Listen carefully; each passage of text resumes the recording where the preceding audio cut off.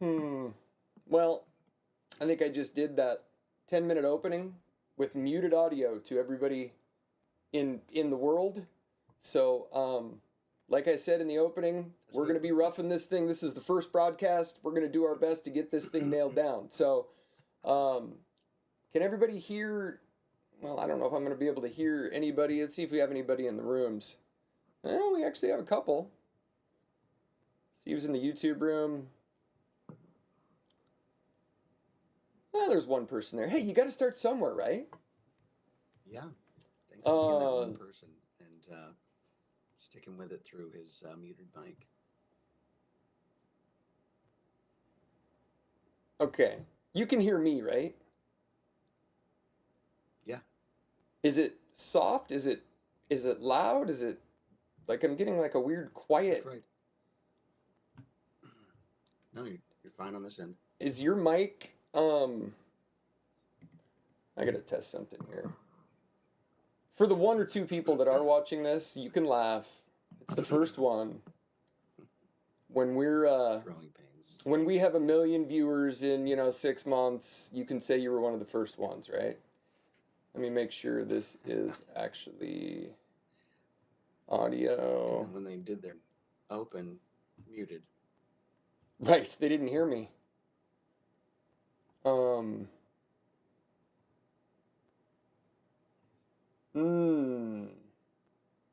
That might be the problem.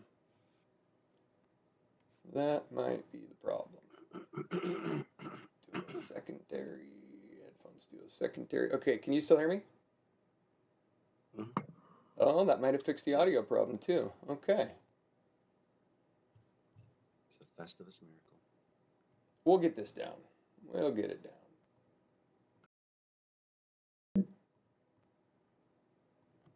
I think we're actually working now. I think it'll do its gig. So, hey, thanks for joining us here, Jay. Thanks for having me. I've been meaning to ask you. So how's wheel business going these days? Is it steady? Is it Rolling. increasing? Is it decreasing? It's rolling. Get it? Come on, wheel jokes. It's rolling. Okay, I get it. I ask, because a big part of this show, we've known each other for a lot of years, and my background is a lot of my background is in the investment business, and I personally think we're headed towards a pretty significant collapse of the U.S. markets and economy and real estate market. Not that I want that to happen, but it's always curious to me. I talk to different people over the years. I've built relationships with, longshoremen. Get an idea of what's going on in the port, how many cars are stacked up, how many, electric vehicles are stashed in warehouses, just what's kind of happening around the world. So you would say business is just kind of steady. You're not getting more. Yeah. It's not slowing. Yeah, not booming, but it keeps going. Do you find that your clientele is kind of recession proof? Of the economy. Some of them, but not all. Because not all. Why? Because a lot of them are rich guys. Yeah, a lot of them are rich guys, but a lot of them are working class guys that may have a good job or live somewhere where houses aren't $500,000 for 1,000 square feet. Right. So they have a little play money. It's a premium priced product, but it's not egregiously priced. Uh-huh. So it is attainable. But where can you go, like, clients? Do you have any do you keep any of your wheels or your products like anywhere that people can see them, or are they just online? You just go online to the website and pretty much online. That way I can be available to anyone, anywhere, anytime. Whoops. We'll get this. So yeah, there's no showroom because there's so few local clients. Right. But Yeah, How long? they're on How online long has too. it been going? What? How long? 17 years. 17 years. So it's this summer. Yeah. And what's the Yeah, the first set competition was in the wheel made. space? Like, is it a big market of people that like make custom wheels? There's quite a few brands and there's quite a few levels. You know, it's almost like cars. Where there's Kias and there's Bentleys and everything in between. I'd say Okay. that Bentley's the top of the market. Do people get custom wheels for Kias? Uh, Not from me, but I'm sure they do. It's more of a kind of off the shelf cast in China custom wheel, Right. that you can buy at like a discount tire or that kind of a thing. Are those the wheels that they sell? We won't name any names of companies that sell things like that, but is like the China wheel market. I know just about every business you can get into. China seems to always find a way to undercut somebody else's product.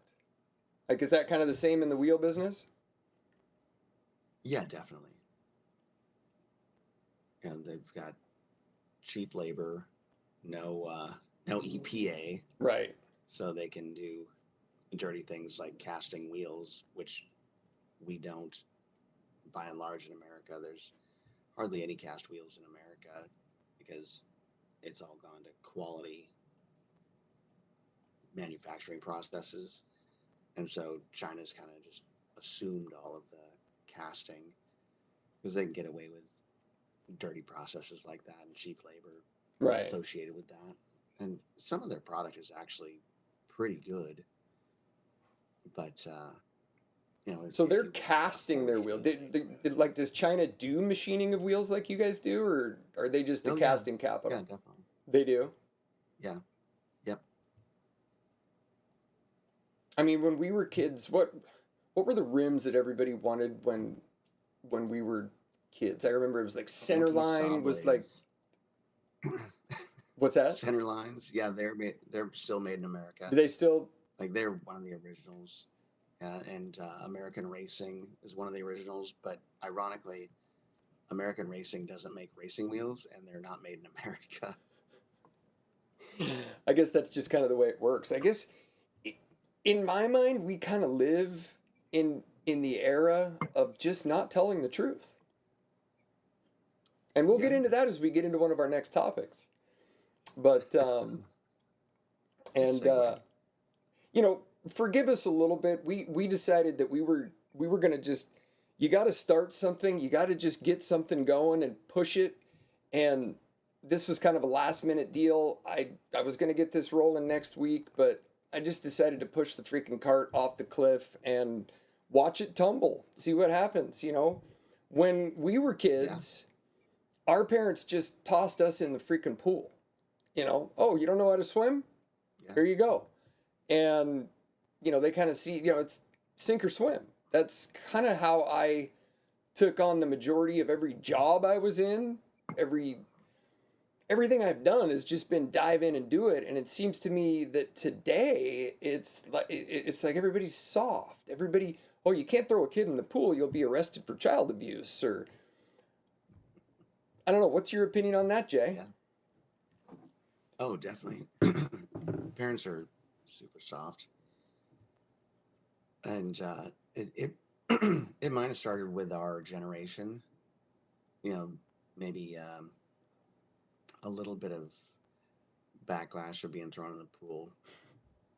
I think. You think that's what it they might have was? gotten maybe. I kind of agree with you there that, Generation X, I just heard, and I did in the opening, my little 5-minute opening monologue that nobody heard because I had the wrong audio selection going. But I heard a video the other day, somebody talking about Generation X being the silent generation. Like, nobody's heard from Generation X through all this political, social, global political chaos we've been going. And I kind of thought about it for a second. It's like, you know what? Gen X is pretty quiet. Maybe it's because we screwed it up. it's our kids, I think, that are out there calling for the slaying of the Jews and freeing Palestine. So what did we do? Did we feel like we were abused, so we didn't want to abuse our kids, and then we were too soft on them? That's kind of what I'm Right. looking at. Yeah. Yeah. It definitely feels like that. Like helicopter parent was invented during the time of Generation X was parenting. Yeah, that's And true. as parents, we saw plenty of it. We didn't have like Yeah. when we were kids. I don't even remember my parents like asking me to be home. Yeah. Or what about kids with peanut allergies when we were kids? Did you know any?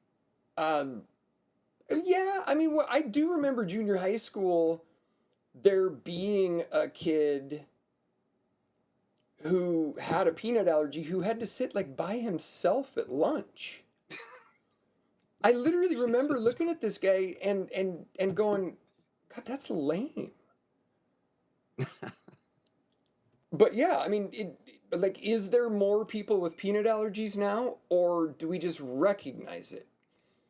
Is there more autistic I think, people today, or do we just recognize it now?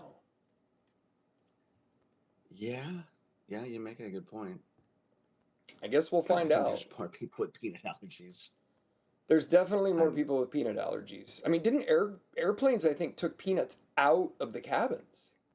not Delta. Oh, Not really? Delta. Yeah. Yeah, I had peanuts on a Delta flight this year. Interesting. Did Last you year, stand it up was and a say, shitty. "This is an atrocity. No, This might kill I somebody"? thanked the flight attendant profusely. You Sick of what? that salty, shitty.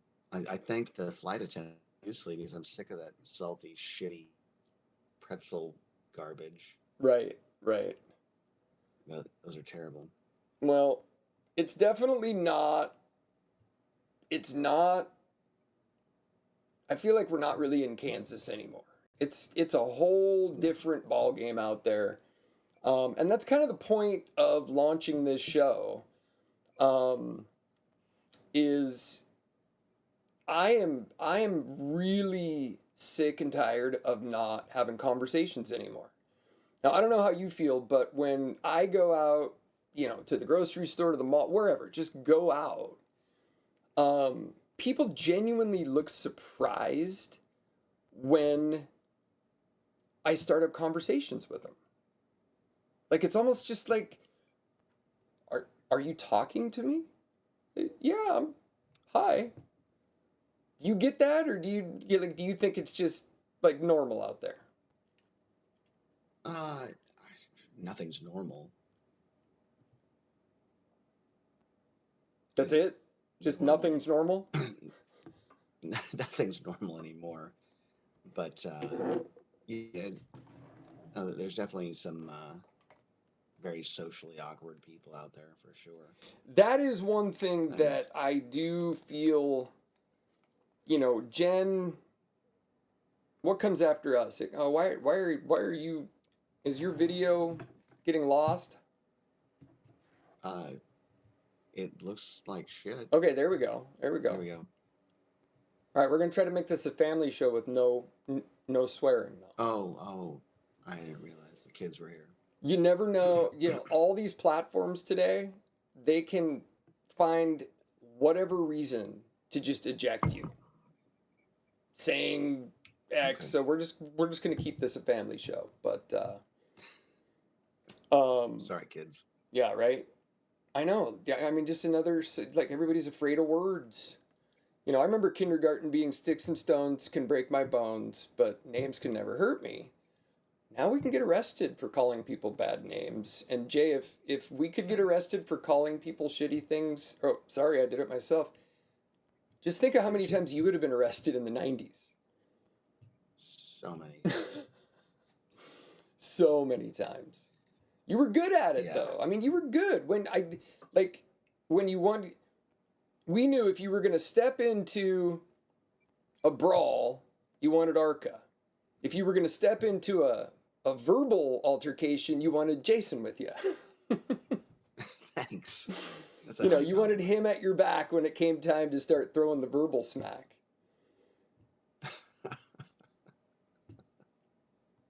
Um, so let's see. We got about 15, 20 more minutes here. A couple of topics that I just wanted to go over today. And I think you and I have in common, you, I've got, I've been married twice. You've been married once, right? Yep. So I have 2 divorces, you have 1. I win. Yep. Winning. I am winning. Here's the question though. Here's what kind of blows my mind. Why is it that when people get divorced these days, I feel like there has to be a victim? Now, this is not, I'm not like bringing this up because I want to bash women or, you know, my favorite person in the world is my grandmother. I spent more time with my grandmother than any other woman in my life, I think. And she was absolutely a saint. She always taught me to just treat people with respect, be kind to others, do unto others as you would want them to do to you. And I always took that to heart. And I remember during my first divorce, um, it went from like, I want to get divorced. You know, and it's a surprise. Were you surprised with your divorce or did you kind of Yeah. see it coming? Yeah. Like equal parts both. Yeah, It wasn't going great, but I didn't see that coming. right. And that's kind of ignorant on my part. Okay. I mean that's very adult of you, Jay. You're definitely maturing Thanks. as you grow older. You know, I was the same way. But I remember very distinctly once we kind of got into like, okay, this is going to happen. I remember literally talking to my ex and saying, look, it's very important, I think, from this point forward that we just focus on the kids. We just say, look, it's we don't want to disrupt the kids' lives as much as possible. And she agreed with me. She's like, yeah, that's a good call. Da, da, da, da. And what it turned into was like a battle royale of right and wrong. Suddenly she started to paint herself as a victim. Specifically in, you know, telling the judge before we got to the temporary orders hearing, which for those of you who haven't ever been through a divorce, um, the temporary orders hearing is kind of the hearing you get to as soon as the divorce is filed. There's that, oh my God, we're getting divorced, and then everybody starts angling. You know, I mean, anybody who's been divorced knows you start losing friends. You know, this friend goes with the wife, this friend goes with the husband, and you know, there's like this angling for friends. Well, that all started happening, and I remember calling up friends like, "Hey, do you know what's going on?" And I had multiple good longtime friends just go, "Yeah, I don't want any part of it. I don't want to pick a side. I don't want to this." And I'm like, pick a side. Just discuss it with me. Like, what do you think? Yeah. And people just What's the backed harm? out. Like, did you have that experience, or what? What was your Oh yeah. experience like? Yeah. Yeah. I never really confronted anybody, any mutual friends. Mm-hmm. But in the aftermath of it all, realized like, oh, that person is not my friend anymore, and maybe never was. Maybe it was only by proxy that they were even nice to me, Right. because I haven't ever heard from them in the 4 years since. Do I know And this person? that's lame. No. Mm. So we don't share any of the same. I know divorce is weird. I don't know. Like, obviously you're in another relationship. I do know that. After my second divorce, I'm done. Like Over. celibacy. There will be no more relationships for this guy. None. That's crazy. I know. I mean it's look, and I kind of chalk it up to this. And you can believe this or not. You're probably going to hit me up offline and call BS on it, but I have too much respect for my grandmother, and I have too much respect for, like, I do respect women, but I do not respect the games that are played these days in courts and with the police and with these domestic violence restraining orders. I mean, Johnny Depp's a perfect example of why you just need to be really freaking careful. Yeah. Did you watch any of his trial? You do. Say again? Did you watch any of his trial? No, this is a fucking freaking train wreck. Oh God, dude. I mean, I watched the whole thing. Every single minute, every second. You're a glutton for punishment. No wonder you want to be celibate. No. It saved my life. It literally saved my life. I know. I mean, you laugh now, but I swear to every God that watching that trial, when I got out of my second marriage, which just in a nutshell, did you meet my second wife, Stephanie, ever? Did you meet her? No. I mean, we were definitely, when I met this person, I truly felt that I could conquer the world with this person. I felt like there was nothing that her and I couldn't accomplish together with our skill sets in communication and I mean, it was unreal. And so when it went down the way it did, which was basically her just bleeding me dry of every last penny I saved and, you know, the proceeds from my house to get a business off the ground together. And then I came to find out that, you know, the 2.5, 3 years we were together, she had been getting big lump sum payments from old cases where she could have helped pay some bills, but she never told me about it. So I'm done. Yeah. Done and done. You need to vet better. You need to vet these girls better. Look, granted, I did get married after knowing her for like 6 months. Yeah. I am a way better judge of character now. Sure. But what has to stop? And this is something I feel really passionate about. So this probably won't be the last time we talk about this. And if there is anybody listening to this show and you have an experience, again, what this show is for is to reconnect people in conversation. You know, there's a lot of podcasts out there with, you know, guys like us with talking heads talking at you. I want to bring people into this show.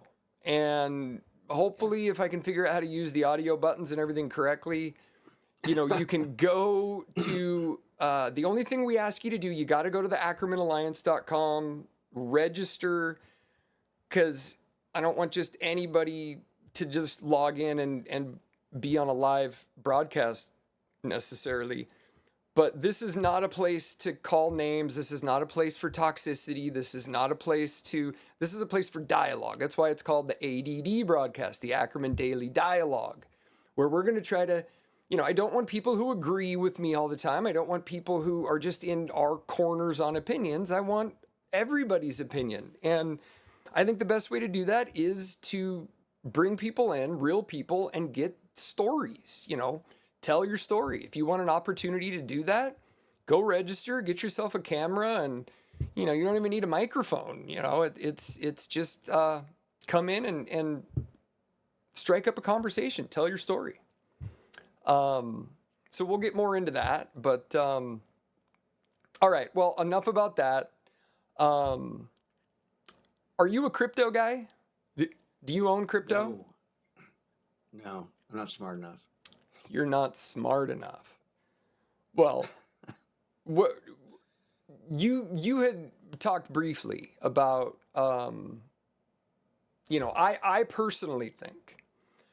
I personally think that Bitcoin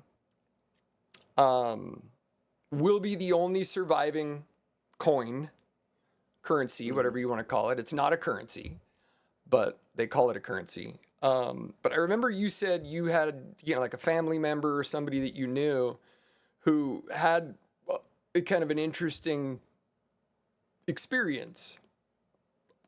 Uh, I have two why don't you give us Churchill just, we got relatives. about 12 or 13 minutes here. Why don't you give us a rundown on what your friends' experiences have been with crypto? So one of the many new crypto startups hired him to launch their crypto, and you can fill the Grand Canyon with what I don't understand about crypto or making a coin or token or whatever it is.